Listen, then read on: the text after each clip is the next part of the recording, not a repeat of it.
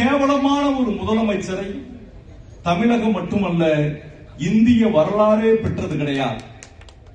இந்த தேர்தல் களத்தில் நாம் இவ்வளவு பேர் இந்த இடத்தில் குழுமி இருக்கிறோம்.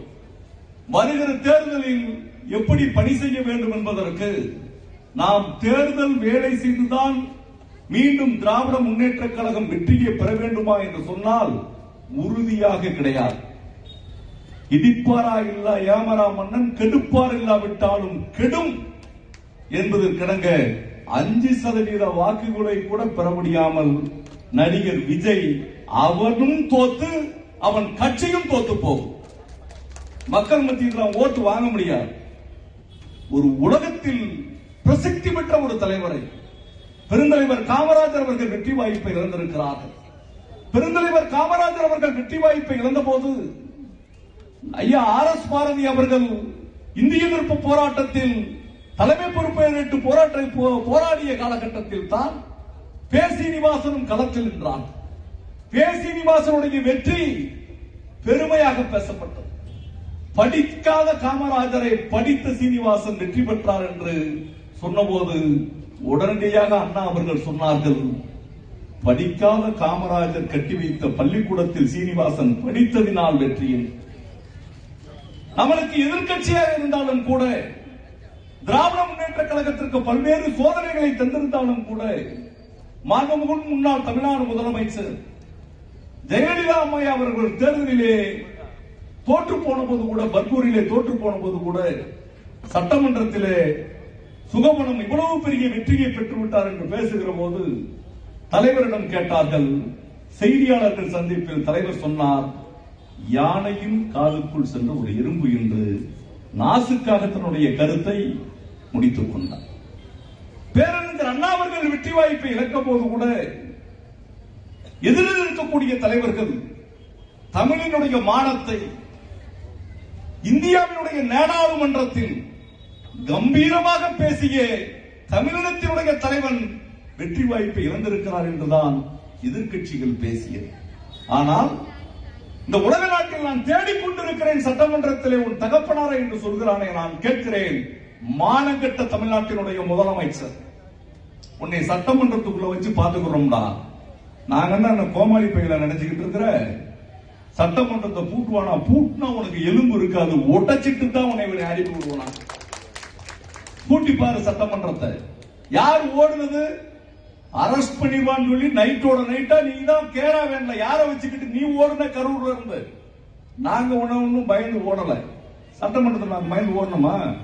பேயடிச்சவங்க மாதிரி சட்டமன்றத்தில் உட்கார்ந்துகிட்டு இருந்தார் தமிழ்நாட்டினுடைய முதலமைச்சர்.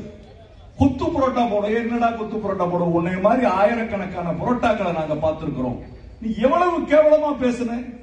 என்ன விவசாய பெருங்குடி மக்களே, சிஎம் சார், என்ன தேர்தல் வாக்குறுதியை நீங்கள் கொடுத்தீர்கள்? எல்லா விவசாயியும் விவசாயி தானே? 100 ஏக்கர் விவசாயம் பண்ற விவசாயி தான். 1 ஏக்கர் விவசாயம் பண்றவங்க அது என்ன 5 ஏக்கருக்கு தள்ளுபடி பண்ற, 5 ஓட்டுக்கு தள்ளுபடி பண்ற. மற்றவெல்லாம் சோத்துல கை வச்சாதான், சேத்துல கை வச்சாதான் நம்ம சோத்துல கை வைக்க முடியும். நாகப்பட்டினத்துல வெக்கம் இல்லாம பேசுறீங்க. 24,000 கோடியை நாங்க தள்ளுபடி பண்ணோம். 5 பவுன் நகை தள்ளுபடி, 5 ஏக்கர் நிலத்துக்கு தள்ளுபடி, கூட்டுறவு கடன் தள்ளுபடி, சுய உதவி குழு கடன் தள்ளுபடி. எவ்வளவு கடன் பண்ணோம்? 24,000 கோடி, 2,600 கோடி, 10% கடனும் கூட வெக்கம் இல்லாமல் என்ன சிஎம் சார் பேசுறீங்க? எங்க ஊர்ல வேடநத்தத்துல என் அன்பு மகன் ஒருவர் ஏதோ ஒரு சுயநினைவு இல்லாத ஒருத்தரால் கற்பழிக்கப்பட்டு அவள் இறந்து போய்விட்டால் இந்த இடத்துல என்ன பேசுறேன்? அதுதான் தமிழ்நாடு முழுவதும் எதிரொலித்தது. எங்களுடைய அமைச்சர் அதனால்தான் வெற்றி வாய்ப்பு இழந்தார். நான் கேட்கிறேன், இன்னைக்கு தமிழ்நாட்டில் அந்த அன்பு மகளை போன்று 3 வயது குழந்தையில் இருந்து 95 வயது பாட்டி வரை உன்னுடைய ஆட்சியில் சுதந்திரமாக இங்கு யாரும் நடக்க முடியல. கோயில்பட்டியில கொலை, விளாத்திக்குளத்துல கொலை, தூத்துக்குடியில கொலை, இங்க இதுல திருநெல்வேலியில கொலை. எங்க ஊர்ல வடமலாபுரம் சொல்லி ஒரு ஊரியா, சத்துணவுல உங்கள கோஆர்டினேட்டரா வேலை பார்த்த அம்மா இப்பதான் ரிட்டையர்ட் ஆகி 3 மாசம் ஆயிருக்கு. பென்ஷன் பணத்தெல்லாம் கொஞ்சம் கொடுத்து வச்சிருப்பீங்கன்னு நினைக்கிறேன். அப்படியே அவன் வீட்டுல கொலையை கண்டுபிடிக்கிறதுக்கு 10 நாள் ஆச்சு.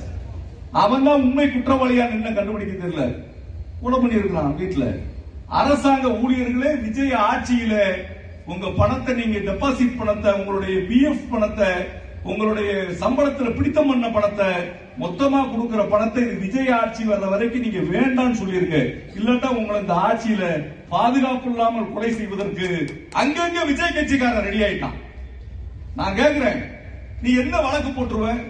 வழக்கு போடுறேங்கிறான், மிரட்டுவேங்கிறான், எம்எல்ஏ விலை பேசுறேங்கிறான். இவனே என்னைய பிடிச்சுக்கோ, என்னைய பிடிச்சுக்கோ, என்னைய பிடிச்சுக்கோ, நான் வெற்றி கொண்டான் உங்களை கொண்டாலும் நாங்க பேச மாட்டோம். நாங்க எதிர்கட்சியா 5 வருஷம் இருக்கணும்னு நினைக்கிறீங்களா? மானங்கட்ட பையன், இவனுக்கு தகுதி இல்லாதவங்க இவங்களுடைய கட்சியில் இருக்கிறாங்க.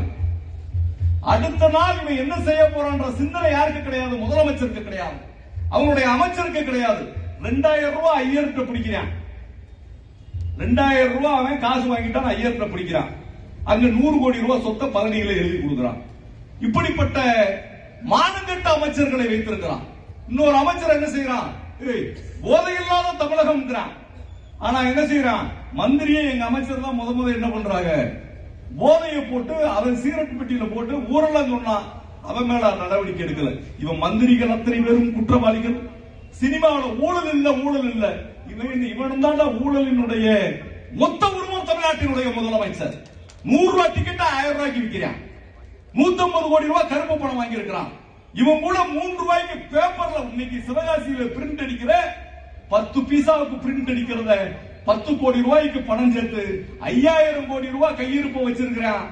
ஆதவர்ஜனா அவனுடைய மாமியாவுக்கு 5500 கோடி இருக்கு. இதெல்லாம் உங்க அப்பா கலைஞர் எப்படா பணம் வந்துச்சுன்னு கேட்கிறான். ஏவா வேலு வீட்டுல எப்படா பணம் வந்துச்சுன்னு கேட்கிறான். எங்க முதுவரும் தலைவர் RS பாரதி எப்படா வெள்ள வேஷ்டி கட்டலாம்னு நினைக்கிறான். அட போடா விளக்கண்ண. கவரிமான் மகிழ்நீப்பின் உயிரிழப்பின் கவரி மாற்றான். மயிருக்கு அவ்வளவு பெரிய அடையாளத்தை சொல்லிக் கொடுத்தாரு. இந்த RS பாரதியுடைய மைத்துக்கு சமட்டான். உன்னால என்ன செய்ய முடியும்? எங்களுடைய தலைவர்களை அவமரியாதை படித்தால் உன்னை அடித்து விரட்டுவதற்கு நாங்கள் தயாராக இருக்கிறோம். திமுக எதை பற்றியும் கவலைப்பட்டாங்க. தனியா நின்று 860 ஓட்டுல கலைஞருங்க ஜெயிச்சிருக்காரு. அடுத்த தடவை 86,000 ஓட்டுல ஜெயிக்கணும் நம்ம திமுக. துரோகிகளை எல்லாம் பைக்குள்ள தூக்கி வச்சுட்டு போனா நம்ம எப்படி ஜெயிக்க முடியும்? வைகோ வாழ்நாள் ஃபுல்லா நெஞ்ச ஃபுல்லா வச்சிருக்கான். யாரும் கோயில் பெட்டிக்காரன் கலிங்க பெட்டியில போய் தண்ணி கிண்ணியை குடிச்சிடாங்க, மருந்து கொடுத்து போடுவேன். இந்த மண்ணின் துரோகி, இந்த இனத்தின் துரோகி, தமிழினத்தின் துரோகி, உலக வரலாற்றில் உன்னை போன்று நீ வந்து யூதாசுக்கு சமம். உன்னை போன்று ஒரு துரோகி உலகத்திலே கிடையாது. அப்படிப்பட்ட வைகோ இந்த சோனியா காந்தி அம்மா மகன் ராகுல் காந்தி பப்புடுன்னு சொன்னாங்க. 37 சீட்டை வச்சிருக்க முடியாம இந்தியாவில் அனாதையாக விடப்பட்டவனை ஆறுதல் கூறி அரவணைத்த தங்க தலைவனை நீ அவமானப்பட்ட காங்கிரஸ் கட்சிக்காரன். இப்படி எல்லாம் எல்லா கட்சிக்காரனும் சேர்ந்து இவன் ஒத்த பயிலும் தேர்தல் வேலை பார்க்கல. திமுக காரன் தூங்காம நீ வேலை பார்த்ததுனால கலைஞரை நீ வெற்றி பெற வைத்திருக்கிறார். நாங்க சட்டமன்றத்தில் பாத்துக்கிறோம். இன்னைக்கு பேசணும்ன்றது இல்ல, நம்மன்றது கிடையாது. எந்த இடத்துல எது பேசினாலும் அடிப்போம். ஆனா திமுகவுக்குன்ற ஒரு உரம் இருக்கு. அதிமுக வழக்கு கடம்பூர் ராஜ் பாவம், நீங்க முஜராம 3 தடவை எம்எல்ஏ ஆயிட்டாரு, மாவட்ட செயலர் ஆயிட்டாரு, மந்திரி ஆயிட்டாரு. அவர் முஜராம தேர்தல் தோல்விக்கு பொறுப்பேற்று ராஜினாமா செஞ்சுட்டு கூட இருக்கலாம். இப்படிப்பட்ட கேவலப்பட்டு இப்படி எல்லாம் ஏன்னு நீங்க ஒரு அவமானமா போச்சு. கோவில்பட்டிக்கு கலைஞர் அவர்கள் சொல்லி இருக்கிறார், வெற்றி பெற்று கொடுத்திருக்கிறீர்கள். உங்களுடைய வெற்றிக்கு நான் நன்றி கடன் பட்டிருப்பேன். எந்த விதத்திலும் தவறு செய்யாமல் இருப்பேன். நேர்மையாக உங்களோடு பயன்படுத்துவேன். உங்களோடு இந்த தொகுதி மக்களுக்காக பாடுபடுவேன் என்று சொல்லியிருக்கிறார். அதனால சட்டமன்றத்தில் நாங்கள் வலுவாக இருக்கிறோம். எதிர்கட்சி என்பது ஆளுகிற கட்சி என்பது முழு பலம் இல்லாமல் இருக்கிறார். இந்திய அரசியலில் பல்வேறு அரசியல் சதுரங்கங்களை நாங்கள் பார்த்திருக்கிறோம். ஆளுகிற கட்சி ஆளுகிற போதே எதிர்கட்சியாக போயிருக்கிறது. எதிர்கட்சி அந்தஸ்தையும் இழந்திருக்கிறார். 15 ஆண்டு காலம் முதலமைச்சராக இருக்கிற மம்தா பானர்ஜியினுடைய நிலையை நீங்கள் இன்று பார்க்க வேண்டும். 60 எம்எல்ஏ யார் கட்சியில் இல்ல, 80 எம்எல்ஏ இல்ல, மம்தா பானர்ஜி கட்சியில் இல்ல. விஜய் கட்சிக்கும் அதே கேள்விக்குறிதான். உங்களுடைய மந்திரி சபையில் இருக்கிற முன்வரிசையில் இருக்கிற இந்த லாட்டரி சீட்டு, போதக்காரன், IRS ஆபீசர் 7 பேரை தவிர உன் மந்திரியும் உன்னுடைய எம்எல்ஏவும் நீ பத்திரமாக இந்த 5 ஆண்டு காலத்துக்குள் வைத்திருக்க முடியுமா என்பதை நீதான் பார்த்துக் கொள்ள வேண்டும். அதிமுக காரன் அவசரப்பட்டு அவங்க கூட கட்சியில போய் சேர்ந்துக்கிட்டாங்க. பயப்படுறான், நம்மளால இனிமே போய் அவங்க கூட போய் நடிகர் கட்சிக்கு எல்லாமே ஆதரவு வந்துருச்சு. மக்கள் வேதனையோடு பார்த்துக் கொண்டிருக்கிறார்கள். வெற்றி திமுகவுக்கு. நாம் களத்தில் இல்லாமலேயே நம் களத்திற்கு வரும். நன்றி கூறி நிறைவு செய்கிறேன். வணக்கம். அடுத்தபடியாக